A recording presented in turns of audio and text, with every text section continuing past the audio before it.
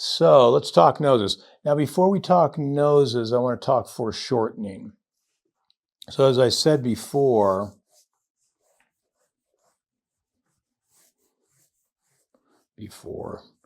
last week,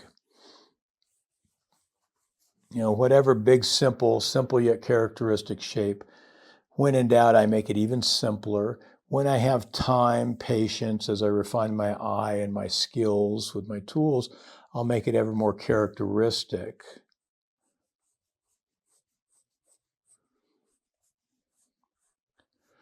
But what we'll notice is the face, and I do almost everything I do with curves, so it has that sense of watery design, but you could do a chiseled logic. You could do sometimes straights, or at least maybe the lower half is straight, whatever rings true for you.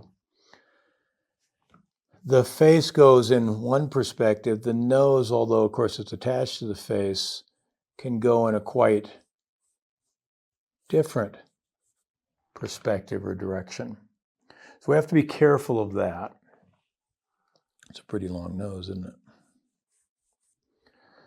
And so when we look straight on at a character,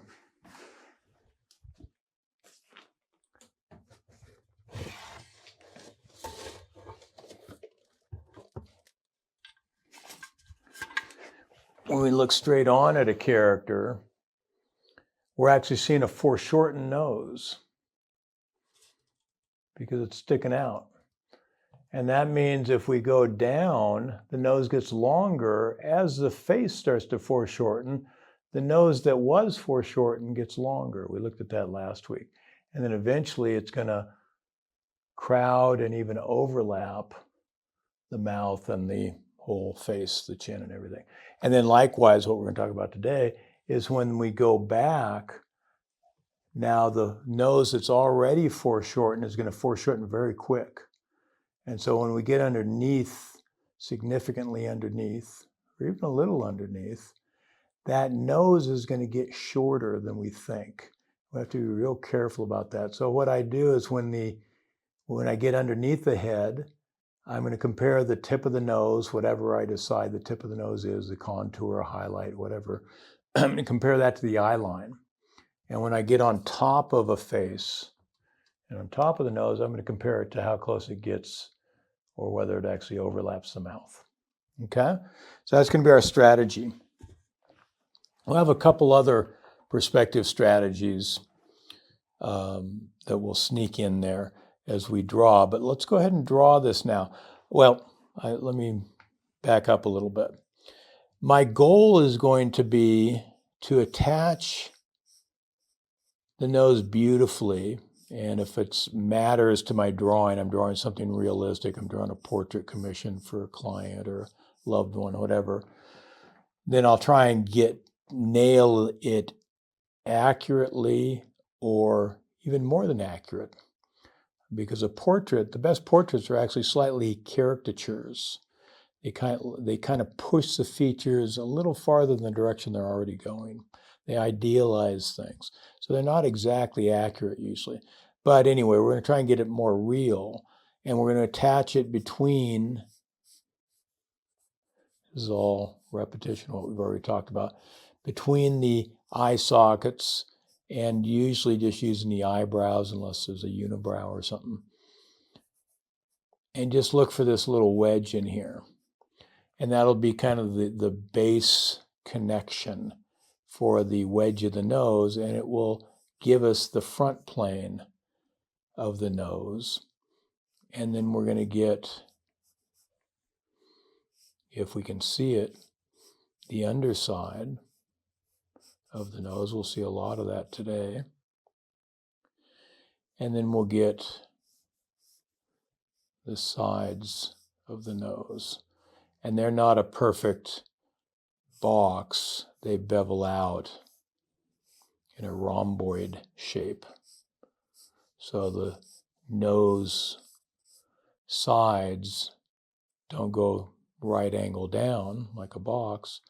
They bevel out wider like a pyramid and then hit the cheek And I want to make sure the plane of the cheek is grounded and is one plane with the nose on top of it, and not getting a feeling that one cheek is lower or one is higher or something like that.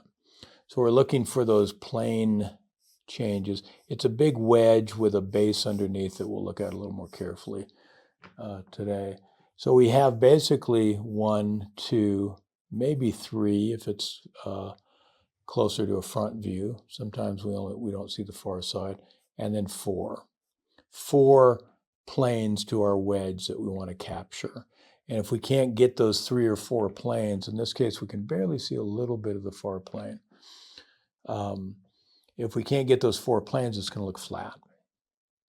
So that's going to be our strategy. We want to get 3 or 4 sides to the box, because if we can do 3 or 4 sides of a box, then we were really clear on the structure of the box. Okay, so let's give it a shot. Let me make sure we're all good. Looks like we are.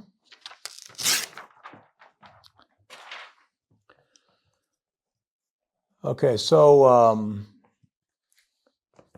as we look at this, I can't even remember who I grabbed. I think this is Del Sarto.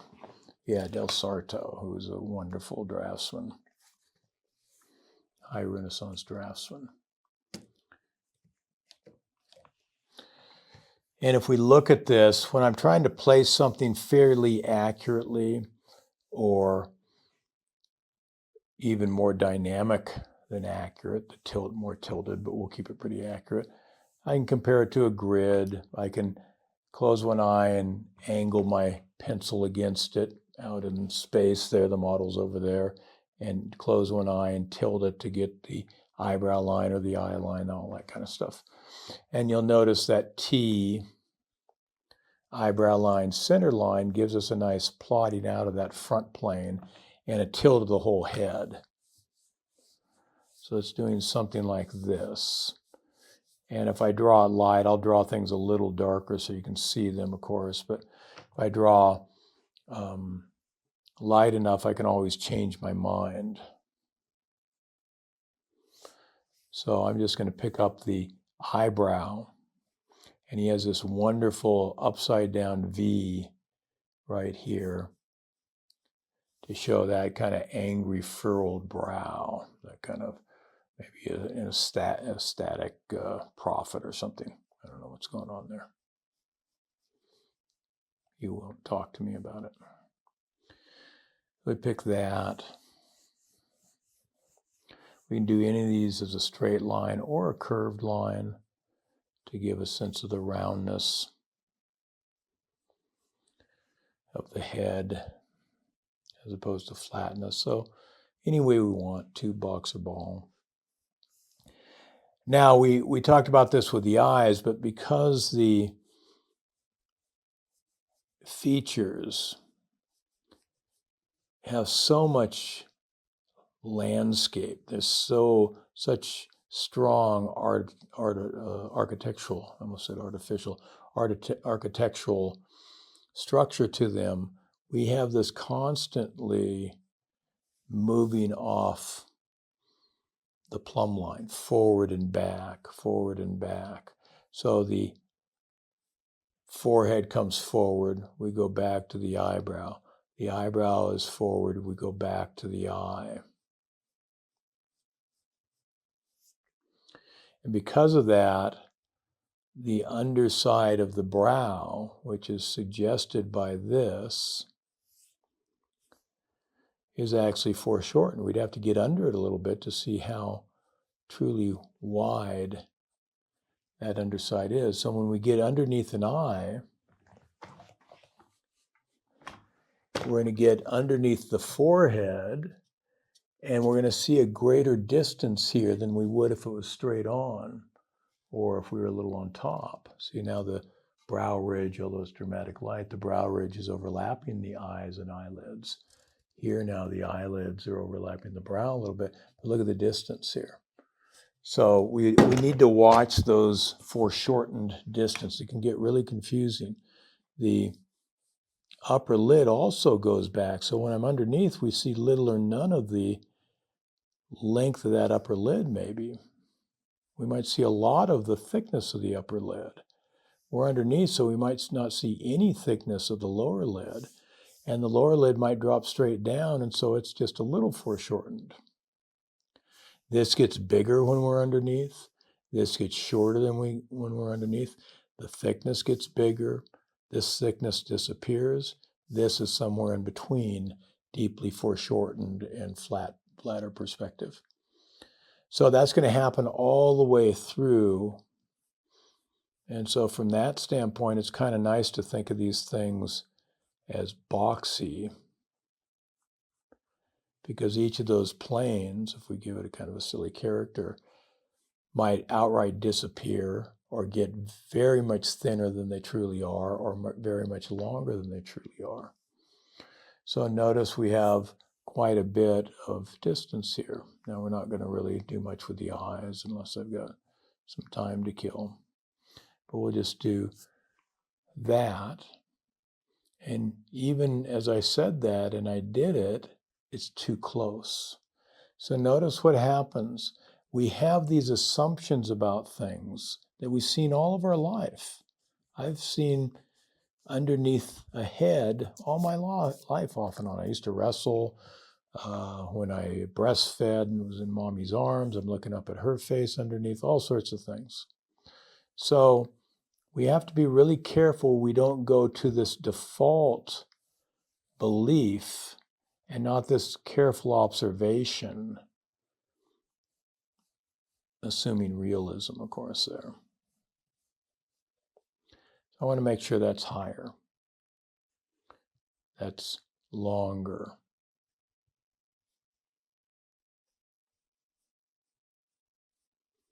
And then I work my way down.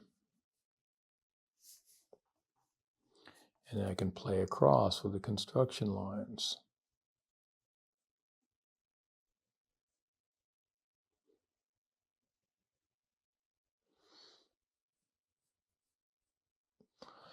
And plot those things out. And if I have not a hat on the head that I've already carefully rendered, of course, I can sometimes cheat. I do this all the time because I'm kind of sloppy. I'll put it in there, I'll move things around because I'm not sure of the proportions I want.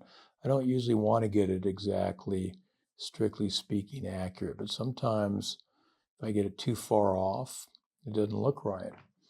I played with it too much, or there might be times where I just want to get it right on the money for whatever reasons I want to get it right on the money.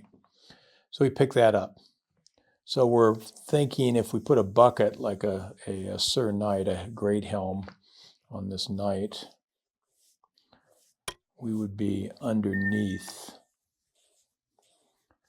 that big cylinder of a helmet, like so. We want to feel that. And then the nose, which is normally very long, is now going to be much shorter. So as I draw this, I might well do what I did originally and just come down and draw the length and stop where I think the mouth is.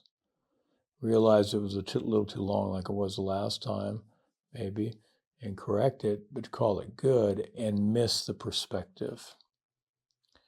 So I don't want to just kind of wing it and draw it down, or there's a good chance I'll draw it too flat and it'll look like a flat Tin Man's nose rather than a nose that sticks out.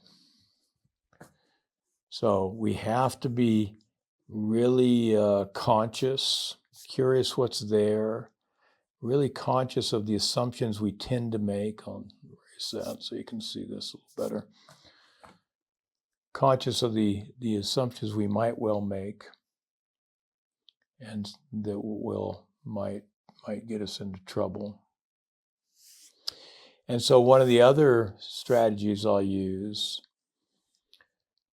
I'll make it shorter than I think it should be because it's foreshortened. It's visually shorter, so I might draw this a little closer than it really is just to be safe. I might also break something that's really big into smaller pieces. So, for example, let's do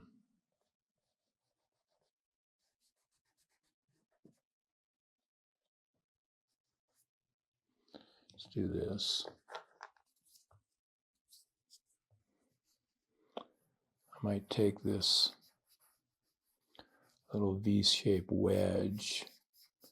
I'm going to do a little bit of tone on it just so you can see it better. Here's the eyebrow.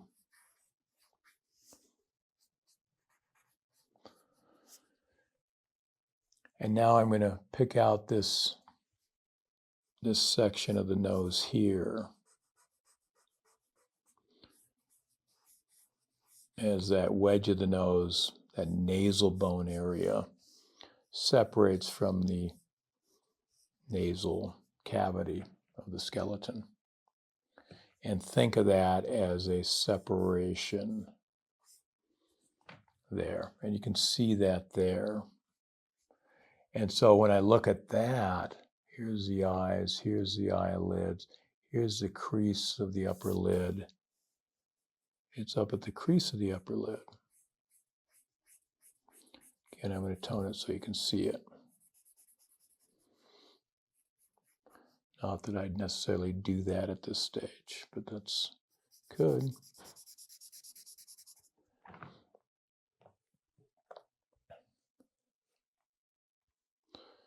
And now I got a better sense of where this is at. And I swing it on down and I can still goof it up. So I'm going to make it shorter than I think it is, and oftentimes I'll still goof it up. So now I'm going to feel for it. And what I might need to do then is come back in here. Let me darken this a little bit so you can see it.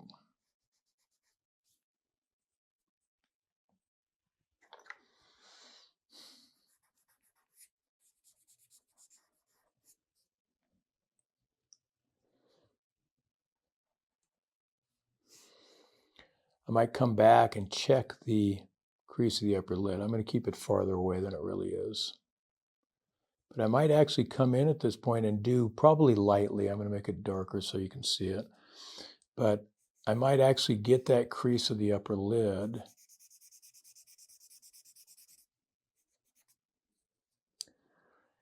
and actually try and nail it. And I'll do it light because I'm still not completely sure, but I'll try and get it exactly where it needs to be.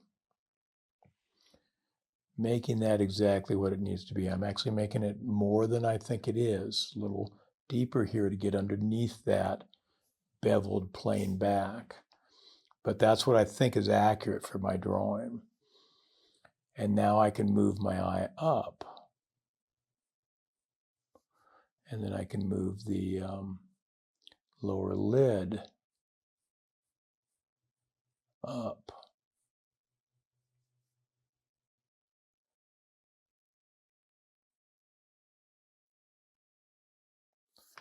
Crease of the upper lid and such.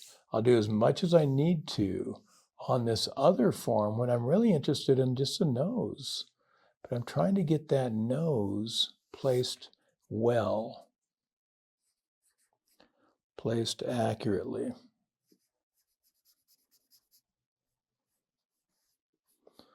So there is the socket holding the ball of the eye.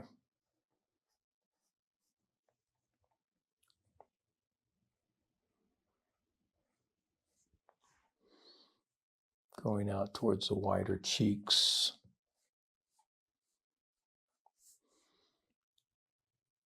That are in front of the slightly more narrowed forehead. It goes into the furrowed brow.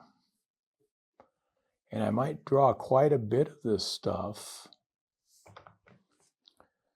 loosely, carefully, structurally,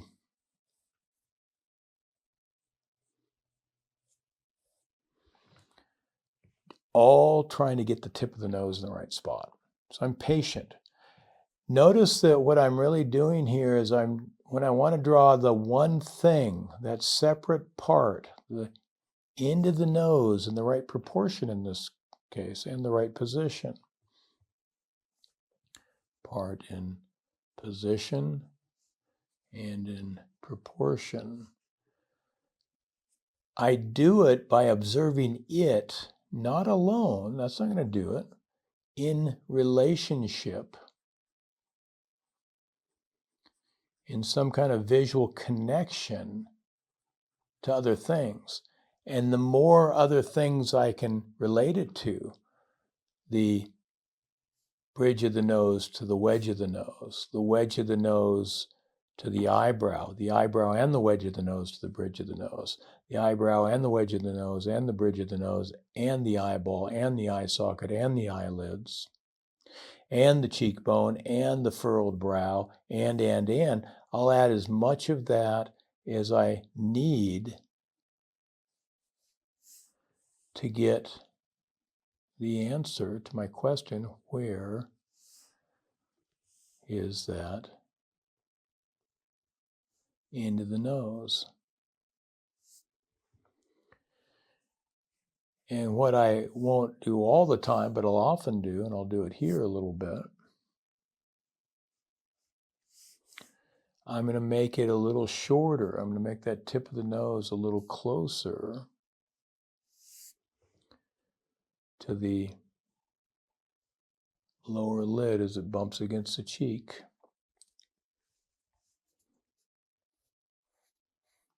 Moves into this wonderful chiseled face with that section of the cheek overlapping the lower lid and separating from the wider cheek.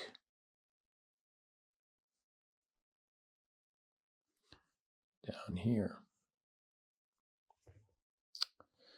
I'll make it shorter than I think. And notice again, it's actually a little longer than I think. Notice what my conditioning of seeing things flat and silhouettes, not seen with the eyes of the artist every second of the day, can subvert my intentions. So I'll come back and correct it, make it a little closer yet. And by the end of it, I might realize I made it closer than I thought it was twice, and it's still slightly farther away, but good enough. So we don't have to get it exactly right unless we're trying to nail a photorealistic portrait, but I'm going to do a lot to get the truth, the feel, not necessarily the mechanical accuracy. In fact, for me, not at all the mechanical accuracy, but the truth and the feel of that particular nose and that particular face and that particular position with that particular expression even.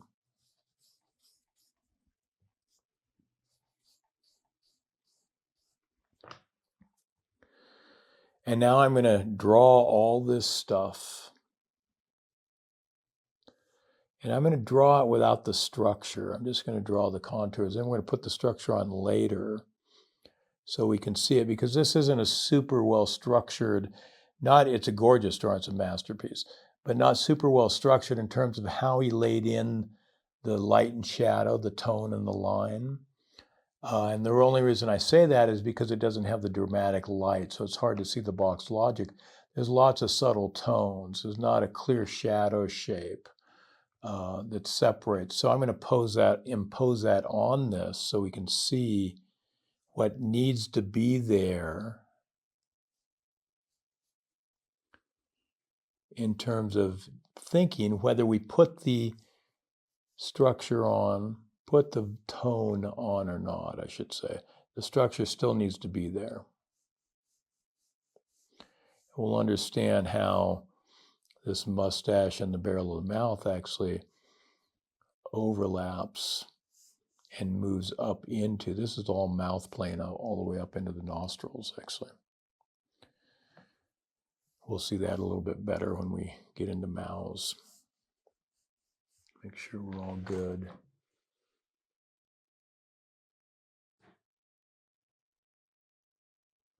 Yeah, if we can get to it, Matt, at some point I will do a lesson on the digastric plane. That's that underside of the face. Underneath here, you can see it suggested by the darkness of the beard is actually, in a sense, in a vague sense, rough sense, showing the underside of the plane. It's called that digastric plane that takes us from the front of the chin back to the front of the throat, that underside transition. That's a digastric plane. So yeah, we could do that. So that's kind of just mapping it out in a contour. I might do a better job, a little more chiseled logic if I was doing a atelier traditional, marking out those things. I would be doing it like this, with kind of this chiseled logic. But what I need to feel by the end of it, whether there's tone and rendering, whether there's nuanced contour, as soon as possible, if I want it to feel like it has structure, I want to get it, that part, in the right position and in the right proportion, and then separate 3 or 4 of those planes, at least 3 out of the 4. So what we'll see then structurally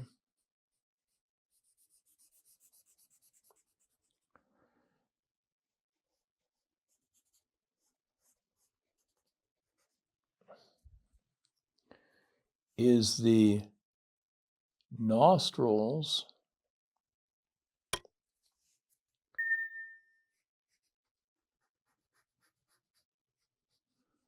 aren't exactly holes.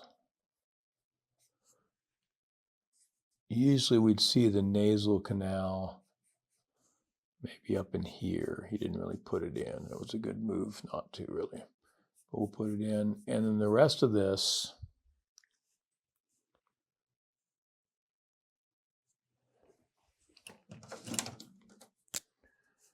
is all plane of the mouth, underneath the bridge that we call the wing of the nose. And so I want to feel that the nostrils are in that bottom plane, in here. That's where the nostrils are. And they're well within inside that. Let me do this, and I'll explain what I mean by that.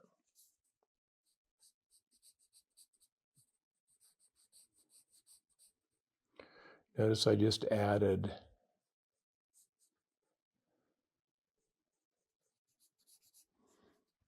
a little bit of value. I want to feel at the wing of the nose has a thickness that goes underneath.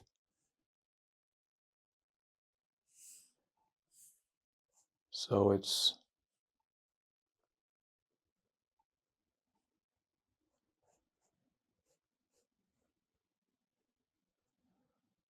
doing this, and we have to add on the ball of the nose. So just pretend that's gone. But this is the thickness of that wing here, here, here,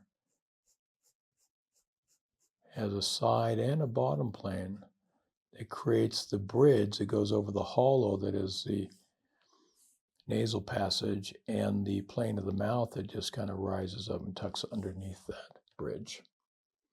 So we need to feel that sense there somehow. It's a tricky thing. So notice that we've got the front plane of the bridge of the nose, the ball of the nose,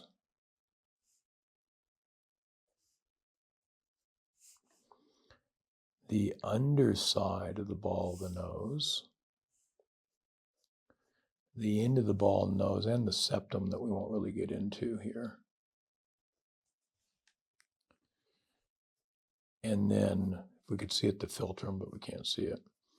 And then the barrel of the mouth. If we could see the philtrum, it'd be this little depression this way. A lot of stuff going on in there, isn't there? All of that lines up adds up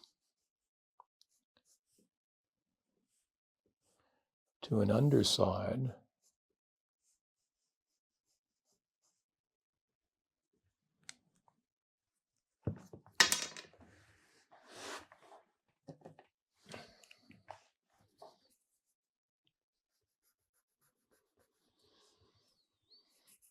whether it's subtle tone or a little stronger, a lot stronger, an underside.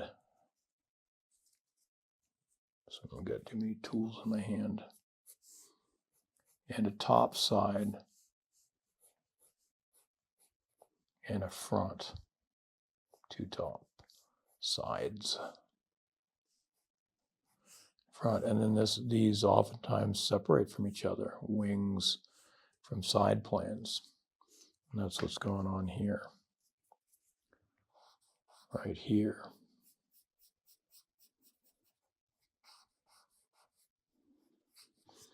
So pretty sophisticated.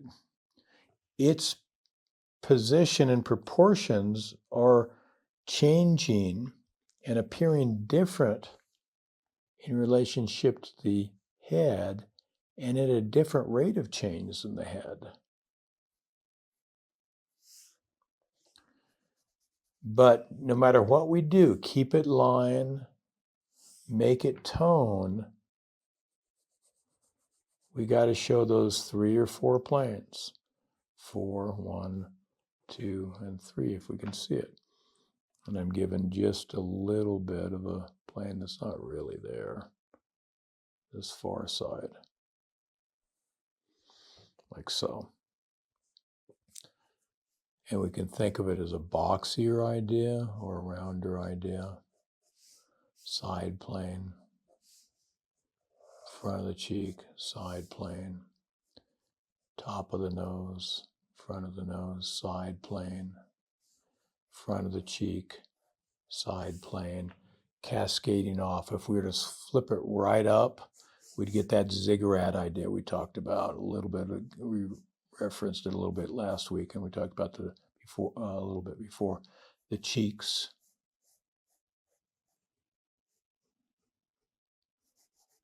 And then the nose. Make sure I'm on camera, yeah. It's like a ziggurat, a step pyramid.